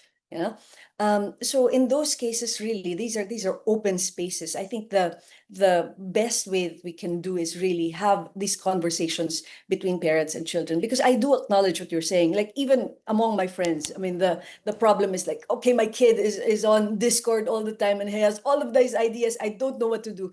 We're just still kind of figuring out what to do about that also. Because also on the other hand, we know that parents also don't want to be too controlling about their kids, because when they do that, then the kids are more prone to keeping secrets to their parents. So it's really a balance.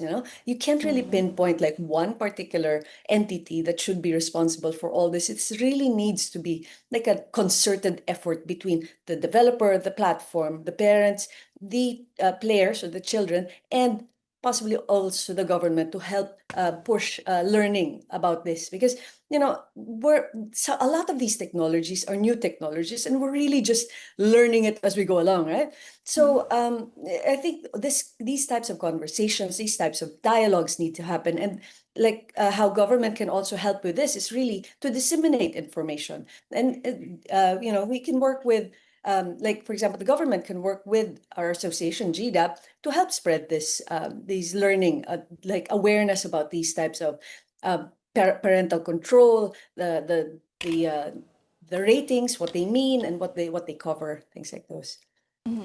Well, Ria, the question now on a lot of people's minds is when does gaming now cross the line between being a healthy hobby to becoming a cause for concern, right? How much screen time, how much gaming time is too much for children?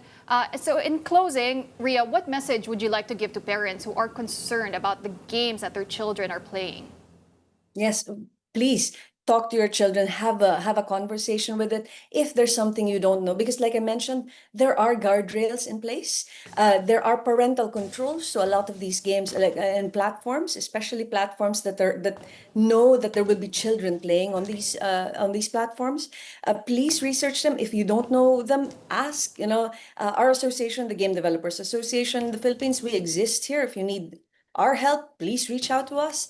And I think this has to be an ongoing conversation between children and parents. And if it's possible, and this happens within the game industry a lot. I know it's not always possible in a lot of families, but play with your children. That actually helps also to monitor them and see what the type of games they are prone to. So yeah, my advice is to really continue that conversation, and let's work together to make our digital spaces safer for all our children. Well, hopefully these calls won't fall on deaf ears, but for now, thank you very much for sharing your time and your insights with us. That was Ria Lu, President of the Game Developers Association of the Philippines. Thank you, Ria. Thank you. Now, don't go away. Morning Matters will be back after this short break. Keep it here.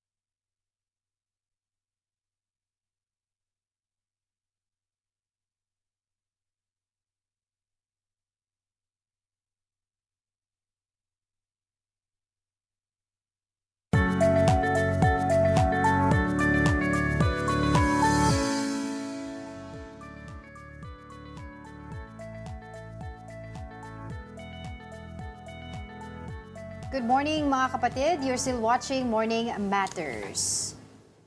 Right. Okay, so that is the ongoing CIDG press con. Of course, this is still about the Ateneo incident or drowning incident of the two student athletes, Rene Baterbonia and Divine Adili. They said that they are wrapping up their investigation and they will file cases to 10 to 11 individuals, 10 to and 15 mostly the coaching staff of at university's men's basketball team. Yeah. Again, we've been talking about this for the past few weeks. We've seen the pain of the families. So Rene was already laid to rest. Divine has already been on his journey back to Nigeria. We're all just waiting for what cases will be filed, who will be charged. Hopefully, the families will get the answers that they are looking for, the closure that they are looking for. But what we know is the CIDG, the PNP, has already wrapped up its investigation. They are going to file cases. And earlier in the press conference, I caught a bit where the speaker, the resource person, was saying that physical suffering was inflicted on the players, not just those who died. We're going to get more details on that because it is still ongoing. Yeah. So again, this is the press conference of the PNP CIDG with the DILG. I know Secretary John Vic Remulla is also expected to be in this press conference to provide more details. Pero hopefully nga, we get more answers already, and those who are responsible will be held accountable. They've interviewed a lot of people already, no? From Coach Tab Baldwin, Father Bobby Yap, even the players. I don't know if you saw that video yesterday where they subpoenaed Dave Ildefonso, but Which is it was Sean Ildefonso. It's a different Oo. Ildefonso that Yeah. they subpoena. So what he didn't have a choice but to show up there and correct the, I think, the clerical error. But yun nga, because they're also looking at anti-hazing law on this situation, homicide, etc. But we have yet to also see if the family of Butterbonia is going to press charges. Because as of now, there are still talks lang between the lawyer, which is Atty. Torion, and the family. At sabi nga niya, gumawa siya ng letter na ito yung po pwedeng i-file na cases, and this is the letter na parang statement lang nila. So far, parang kasi they just finished, burying the child. So siguro after nun, tsaka na lang sila mag-uusap on what process or what cases should be filed or they will file doon sa, dito nga sa nangyari na ito. And help are pouring in for the family of Butterbonia. NHA has already pledged to give the family of Butterbonia a unit, condo unit in Agusan del Sur. And of course, Ateneo de Davao also offered scholarships for the siblings all six siblings of Butterbonia, Rene Butterbonia. We're also seeing, different investigations ongoing. So That's right. the one that just finished is with the CIDG. A while ago, you spoke to Arles. He's at the NBI. Na they were still waiting. At that time, they were still waiting for Father Bobby Yap to arrive. CHED is also issued a show cause order to the Ateneo management because they actually failed to submit documents yung hinihingi nila for the investigation. So like what you said, there are a lot of investigation. At the end of the day, we would want to know what kind of cases are you going to file. And of course, at the end of the day, as we said, is accountability matters here. Okay, so we have this information already from the press conference. The PNP-CIDG is recommending cases to be filed, a case build-up and preliminary investigation to be done by the DOJ for violation of the Anti-Hazing Act. So that's RA 11053, and the recommended respondents. They listed 11 people here. First is Coach Tab Baldwin, who is the head coach of the men's basketball team.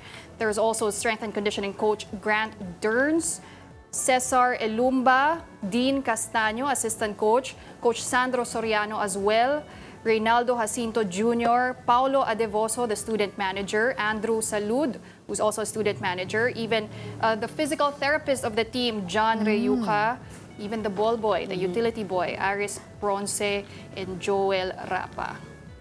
There you have it. So they're mostly staff of the team, no? Yeah. We didn't see any university officials, walang si president, even the sports director, M. Fernandez, wala sa recommended respondents. Yeah, because a lot of people are saying, debating on the story, the command responsibility, no? So, hindi lang basta sila, but also the administration. But we'll see what's going to happen.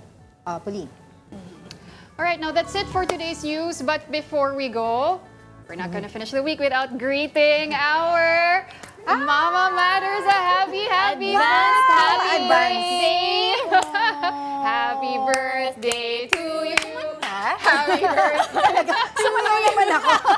Oh my gosh, a happy weekend. Happy birthday to you! Thank you so much. You guys are so sweet. My birthday is on Sunday. But ang sweet nyo naman. I asked Thank you Diego. so much. Okay.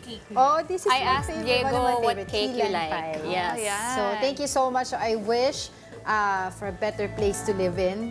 This is not a joke, but we're in so much, peril, if you could say that. But thank you so much, and this is my first birthday on the show, and I hope to have many more birthdays to come. Thank you Make so a wish. much. Happy birthday, Mama Matters. Thank you so much. Yan. Ay, ito rin, Aba, ang dami kong cake. So this is Sana hindi from... mahulog. This is from you. Morning from Matters you, team. Pauline and Cheska. And this is from the Morning Matters team. Happy morning. Paandar ka naman. Uy, lagi naman may paandar si Angela. Ayan. Yay!